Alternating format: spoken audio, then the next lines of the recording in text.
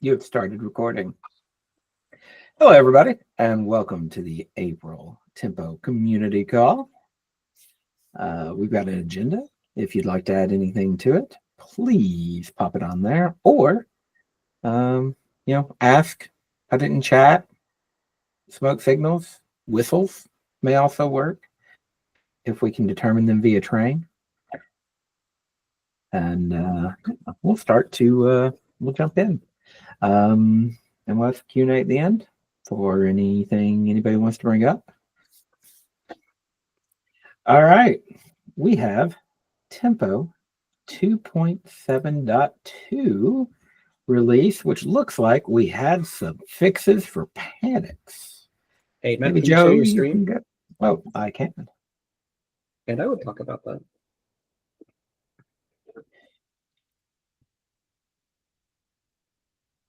So 2.7.2, we have one commit in it. We fixed a panic related to, it was like an optimization we tried with regard to querying data from the adjusters. This turned out to be an incorrect use of the ring, which was causing panics that we did not realize for a bit, but we did get it fixed.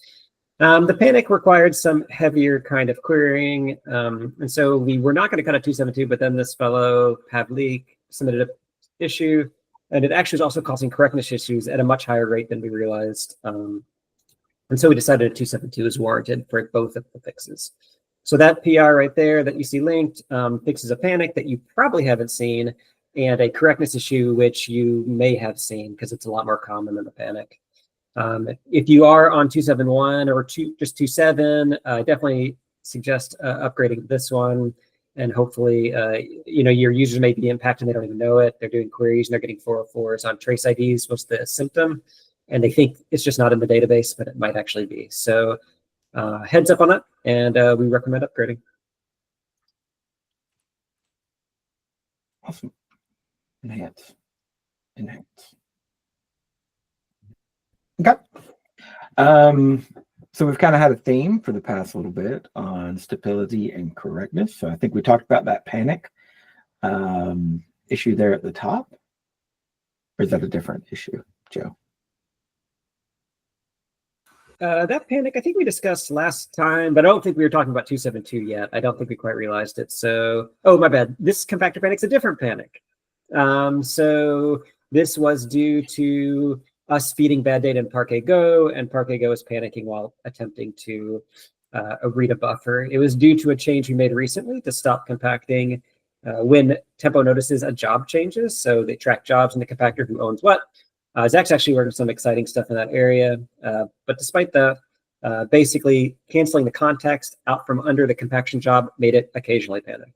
And this found and fixed it. It's actually been in there for 3 to 4 years. We just never noticed because we never canceled jobs out from under the compactors. So that's a nice fix. I doubt you're seeing this, but let us know if you are. Cool. We have something about finish polling current tenants before shutdown. Zach? Yes, this was to address issues during rollout of the compactors. So previously, once a compactor received a term signal, it would just shut down immediately, or the poller generally. And so what we're doing here is we're going to finish polling the current tenant before we shut down, and this should alleviate any sort of, or at least help the situation where the tenant index is too old during a rollout. So small fix, but should help us going forward as well, and will help the future of the next compaction architecture. Cool. And if anybody has any questions while we're working through here, feel free to post them up. Oh, yeah, about the compactor. I was going to jump in and did we mention the new backend stuff that you're working on last time, Zach? I thought we talked about it last time, yeah. Oh, okay. Yeah, I think that's just another related thing in here for correctness, because the current compactor is too non-deterministic and it can actually duplicate data instead of reducing it. And so the new backend stuff will fix all that too. Yeah.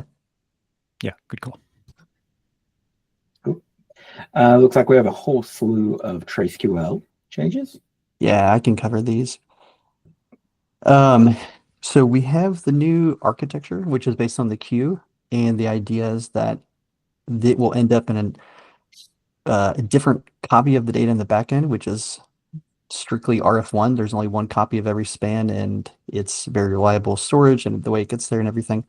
So what we're doing now is exercising more on the read path to test that for correctness. So that first one is really what kind of like enables us to find all these other things. So Vulture is the other tool we have, which submits data to Tempo and then queries it over minutes and hours later and make sure it shows up.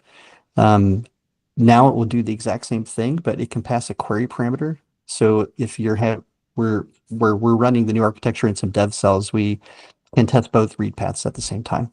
So that's kind of what that is doing there. And also extending, I think I'm missing a PR in here, but we're also extending the Vulture tool to do deeper queries and correctness into the metrics side of things. So when it submits a span, it'll make sure it shows up in a rate query, things like that. So yeah, so just a couple of links here. We don't need to go through everyone, but yeah, no, this is really good. So that's kind of like where we've been spending our time for the past month since the last community call. Hey, Marty, if I'm unfamiliar what RF1 means or stands Oh yeah, for, sure. how would you explain that? Yeah, so we use this all the time. So replication factor. I'm typing it into the community call doc here. Yeah, so the current architecture writes 3 copies of all data to 3. It writes a copy to 3 ingesters, and so that's how it achieves reliability and high availability, right? So if we lose any ingester, we still have the copy of the data. But that goes all the way to object storage. So the new architecture is going to make it so that we have a lot more redundant. We don't have to need that extra replication factor. We can drop it as early as possible. Awesome.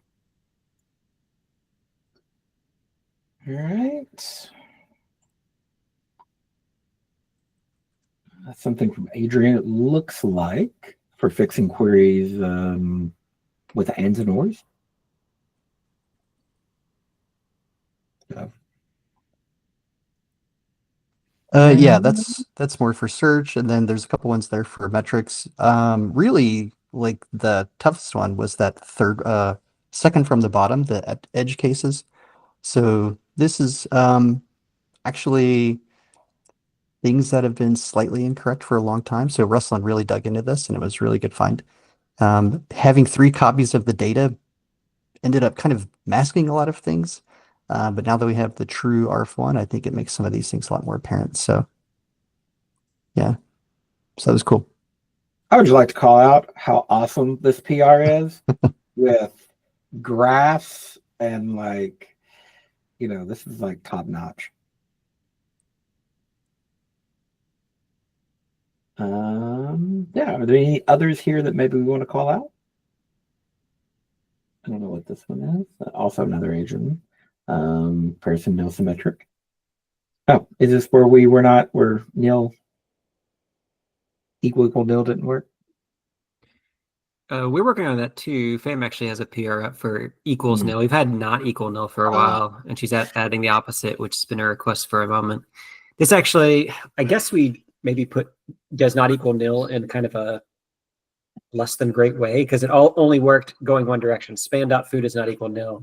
Like we didn't really integrate into language correctly. Like it didn't support nil does not equal span.foo. So this was mostly a attempt to just make the language more consistent. I do think one of the themes here is correctness, and I think that's going to be a big theme in the next couple months as well. Next quarter, we're going to spin off a couple folks to only focus on correctness issues. For the most part, everything's fine, but there's just a lot of hard edges and weird corners, and we want to iron all this out. We've added a lot of features of Tempo. Things are settling a bit, and I think we have the time to really get into the details and attack a different level of correctness in the database. So these kind of things, these PRs are going to start showing up more and more over the next quarter or so. Cool. All right. That kind of, I think, gets us through our primary agenda here. Does anyone want to bring up anything else, or does anybody have any questions? It could be how things ran, any questions about your setup, kind of open forum here. If you don't want to speak up, then you're welcome to type in or raise your hand. Greg. So you commented about the nil comparison being symmetric. Does that mean we can search for equal to nil? Or will be able to? Yes. So the PR is up now. Jenny Pham's working on it. And yeah, I'd expect it to be in 2.8 unless something weird happens.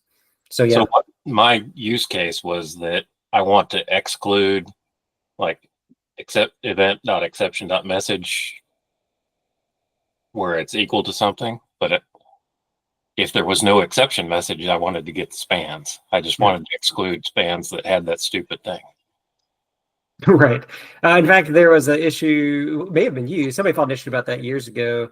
And we closed it recently because of this upcoming change. You'll be able to write something like span.foo is not equal bar and or span.foo. Is this what you're talking about? You'll be able to write something like that where you can find not only is it not equal to a specific string, but it also just simply doesn't exist. Exactly. Yep. Great. All right. Other. Oh, hey, yeah. There is a workaround in one of the original tracking issues for this one. I was wondering if you here, I can put a link to that one. I mean, it's kind of complicated, but here, let me drop it in the doc. Or where are we typing here? Yeah. I put it in the So doc. I should have put mine in there. Oh, it's okay. Yeah, issue 2188 at the very bottom, there is kind of a workaround that you could look for nils. Not sure if you saw that or if it would be helpful, but if it's something you need like today, you could maybe try that.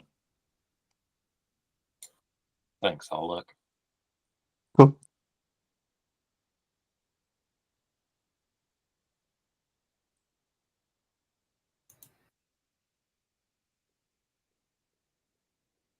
Make us all sit here in a little bit of silence for a second to see if anybody has anything else they would like to bring up. You gonna make us sit in silence, man? Yes. Wait, is that a train pun? Now I'm not sure.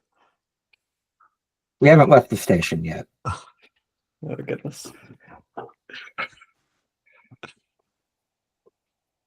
There's Janie Pham right there. She's going to make equals nil work. Have you even looked at the PR? Oh, are you suggesting it's so bad I shouldn't promise anything?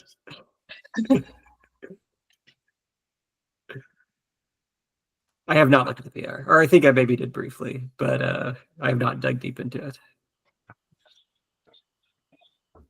It works. Oh, well, that's all I need to know. Approved. Let's go. Jenny Pham said it works. LGTM.